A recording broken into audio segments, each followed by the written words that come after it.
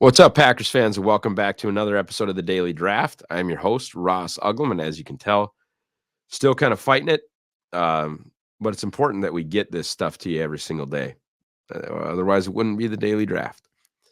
Today, we are taking on one of the winners from the poll, where I kind of made my own choice of 42 or 43 guys that we were going to talk about, and then allowed you guys, the fans, to pick another 13 or 14.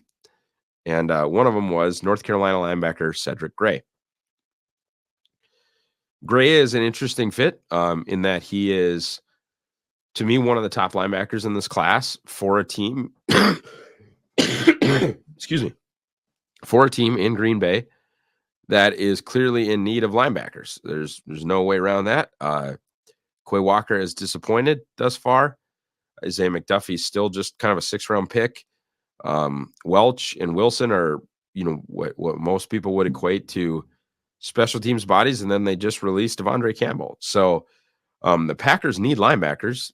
They haven't done anything of any note in free agency to that end, and Gray is one of the better guys in the class, so we're going to talk about him. Pros, he's a super athlete, runs fast, and he's big enough. Can look at some of, that 67th percentile 40-yard dash at 4.64. It's not insane, but as 67th percent will tell you, it's better than 2/3 of the linebackers out there. So, he runs well. His long arms, which was I was actually surprised when he ended up being 6'1.5", because when you look at him on film, you'd swear to God he was 6'3", just because of his length. And that is an arm length thing, which is fine. But again, his height is fine. His size is fine. He's 6'1.5", 234 with really, really long arms. He is totally fine. That wingspan makes up for the fact that he's not 6'3", in my opinion. He plays with super excellent pad level, and I think sometimes that's one of the good parts about being 6'1.5". It's easier to play. It's easier to play with excellent pad level when you're 6'1.5" than it is when you're 6'3.5". You have natural leverage. I'm not saying short linebackers are better. That's not what I'm saying, but it's something I feel like he kind of uses to his advantage. Is he does play with really good pad level. He's got sideline to sideline range. You see him chasing outside runs, screens, things of that nature. Really impressive lateral athlete.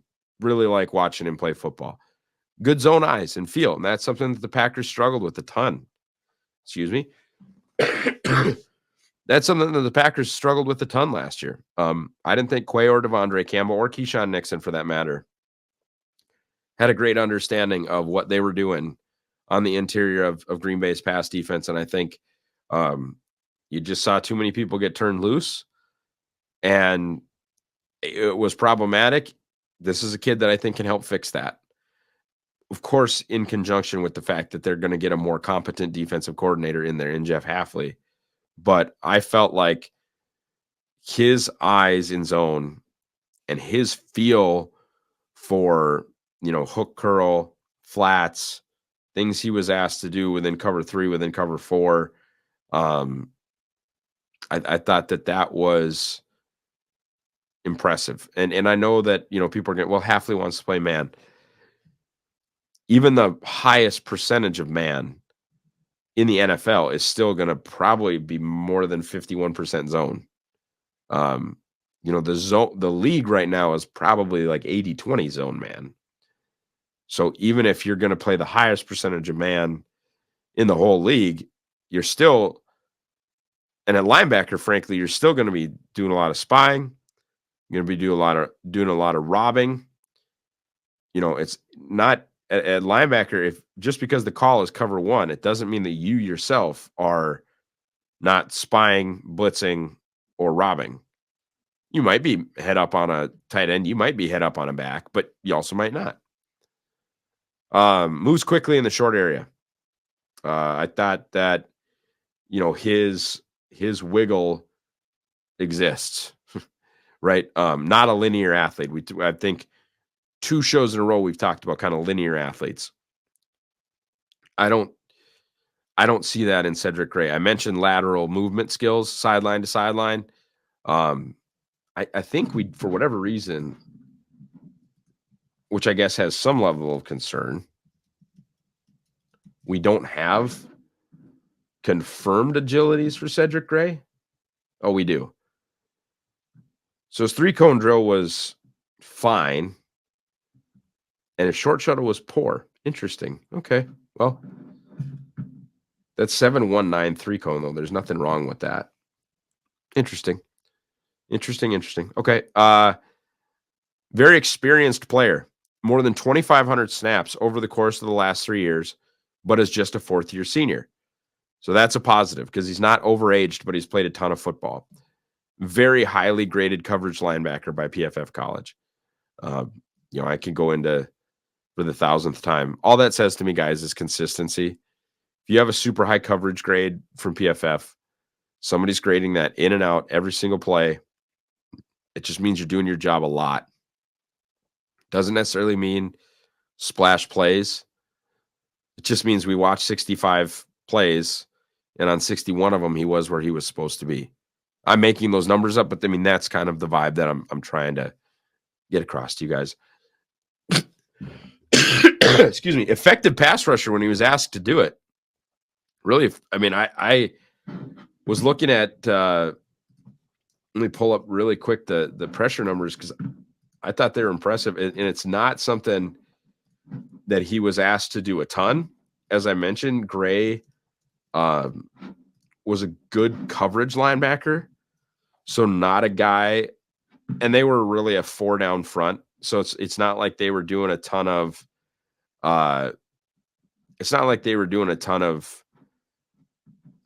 like diverse 3-4 odd front stuff. I mean, they were basically running a 4-3 or a 4-2-5, and Gray was one of the off-ball linebackers. But 21 pressures last year, he only pass rushed 100 times. In fact, both of the last 2 years, he only pass rushed 100 times. And you pair that with 443 coverage downs 2 years ago and 379 coverage downs last year. He's basically 4-to-1 cover to blitz. So not something, but I mean, like I said, 21 pressures out of 100 pass rush snaps, 5 sacks, 7 hits, 9 hurries. That's impressive for a guy that they're just not asking to do it that often. I thought it was impressive. Ball production, really high level. And that's something that's been missing from Green Bay from a long time from a linebacker perspective. 5 picks, 13 pass breakups, 5 fumble recoveries, 5 fumbles forced. That ball production is not anywhere on the second level of Green Bay's defense. Anywhere. Okay. Cons. Not a particularly instinctual run defender. That will frustrate people. Unlikely to be able to take on blocks at the NFL level in the run game. He will have to make blockers miss or go around them. That will frustrate people. Play strength is lacking. That is apparent to me. He may be a pass down specialist, which is the most important thing, right? Pass downs are more important. But what value does that have? Especially for a team that desperately needs linebackers now. What value does a Cedric Gray, who I'm not comfortable on rundowns using right now, what value does he have when I need a starting Mike? Worth a conversation. I think he's quite a bit better as a zone coverage pass defender than a man coverage pass defender. I don't think he's all that great at manning up tight ends and or covering running backs in a cover 1, cover 0 situation. Choice routes, option routes, arrow, whip, things of that nature. I think he's a good coverage linebacker. I think that comes more from zone than it does man looks.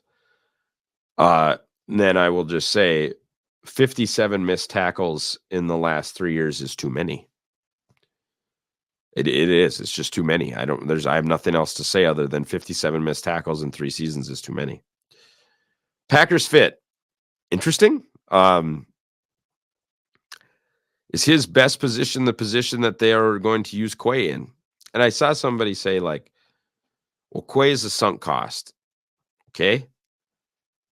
I don't know the Packers feel that way. And frankly, I can pretty much guarantee you they don't feel like that way for this season. I think the discussion was actually about Edge and Cooper. I said Edge, Cooper, and Quay kind of play the same spot. Well, who cares? Cooper's a better prospect than Edge, and it doesn't matter. Well, it does matter because right now they're not going to cut Quay. They don't have anybody to replace him. And you're still trying to be good this year. And sure, drafting a guy like Edge Cooper allows you to move on from Quay. They're not going to do that right away. And I'm not saying you pass up anybody because they're a will and you're going to play Quay at will. But there has to be some thought process, some aspect put into the idea that the linebacker Green Bay takes, or Quay is going to play this year. They didn't take him off the field basically year 1 or year 2. I don't think they're going to take him off the field in year 3. So there has to be some thought process put towards how does a linebacker that Green Bay is going to take when Quay has 2 years left on his deal play with Quay. Even if you're saying we whiffed the Quay pick, even if you're saying, and I like Cedric Gray more than I liked Quay as a prospect. I like Edgerrin Cooper more than I liked Quay as a prospect. Guys, I did not have Quay in my top 100. And that's not, oh, I'm so smart. Look, Quay, he stunk. None of that crap matters. What matters is I don't think the Packers are moving on from him in any meaningful way going into next season. From everything that I've watched, they're going to play him on every down. So there has to be some thought put into how do you play with Quay. With McDuffie, do they really need another undersized linebacker? Do they need another 6'1" and some change linebacker type? I don't know. But I will say he's probably their best pass defending linebacker from both a coverage and a pass rush standpoint the day he walks into the building. I do think taking Cedric Gray would make them a better team, and that's ultimately what matters. Overall grade, set as a round 3 grade for me. He is my 72nd overall player, and in my opinion, he is on a shelf by himself. What does that mean?